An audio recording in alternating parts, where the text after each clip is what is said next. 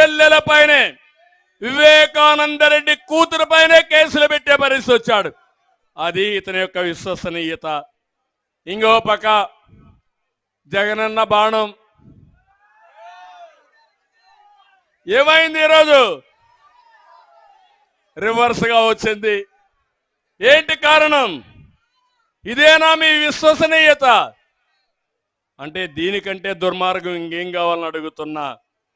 అందుకని ఈరోజు ఒక్క విషయం గుర్తుపెట్టుకోండి, ఇతని విశ్వసనీయత ఎంత భయంకరం అంటే దుర్మార్గంగా 29 మంది ఎస్సీలు ఎమ్మెల్యేలుగా ఉంటే 29 మందిని మార్చేశాడు. ఈ ఊర్లో చెత్త ఇంకొక ఊరికి, ఆ ఊర్లో చెత్త మీ ఊరికి, మిమ్మల్ని మోసం చేసి ఓట్లు వేయించుకొని మళ్ళా మొత్తాన్ని ఫినిష్ చేయడానికి. ప్రజాప్రతినిధికి వాల్యూ ఉందా తమ్ముళ్ళు? మిమ్మల్ని అడుగుతున్నా. ఎప్పుడు కూడా మనం గుర్తుపెట్టుకుంటాం, ఈయన ఒక నాయకుడు, ఆ నాయకుడు ప్రజాభిప్రాయాన్ని చూరగొంటేనే ఎన్నికలు నిలబడతాడు. ఇదొక పార్టీ, ప్రజాస్వామ్యంలో కొన్ని హామీలు ఇస్తాం, సుపరిపాలన చేస్తాం, తిరిగి ఆ హామీలు నిలబెట్టుకుంటాం, అప్పుడే ఆ పార్టీకి ఓట్లేస్తారు. ఇప్పుడు మోసం చేసి ఓట్లు వేయించుకోవాలనుకుంటున్నాడు. నాకు ఒకటి జ్ఞాపకం వస్తుంది, ఇక్కడికి వస్తే సుమతి శతకం చిన్నప్పుడు చదివా, ఈ మధ్య చదవలా, ఇప్పుడు చదువుకుంటున్నాం. మళ్ళా కనకపు సింహాసనమున సునకమును కూర్చుండబెట్టి శుభ లగ్నమున దొనరగ బట్టము కట్టిన వెనుకటి గుణమేల మాను వినరా సుమతి. దీని అర్థమైందా మీకు? మంచి ముహూర్తం చూసి ఒక కుక్కను తీసుకొచ్చి సింహాసనం మీద కూర్చుని రాజుగా పట్టాభిషేకం చేస్తే దాని బుద్ధి మారుతుందా తమ్ముళ్ళు? ఏం చేస్తుంది ఆ కుక్క? సింహాసనాన్ని పాడు చేస్తుంది. అవునా కాదా?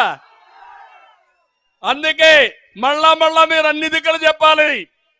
కనకపు సింహాసనమున సునకమును కూర్చుండబెట్టి శుభ లగ్నమున దొనరగా బట్టము కట్టిన వెనుకటి గుణమేల మాను వినరా సుమతి. ఆ రోజు మీకు అందరికీ తెలుసు, ఈయన ఒక ఫ్యాక్షన్ లీడర్ అని, నేరస్తుడని తెలుసు, మానసిక రోగి అని తెలుసా లేదా మీకు? కానీ ఒక్కసారి అన్నాడు, ముచ్చటపడిపోయారు. తల మీద చేయి పెట్టాడు, ఒక్క ఛాన్స్ అన్నాడు, తల మీద చేయి పెట్టాడు, బుగ్గల్ని విరాడు, మీరంతా కూడా ఐస్ అయిపోయారు.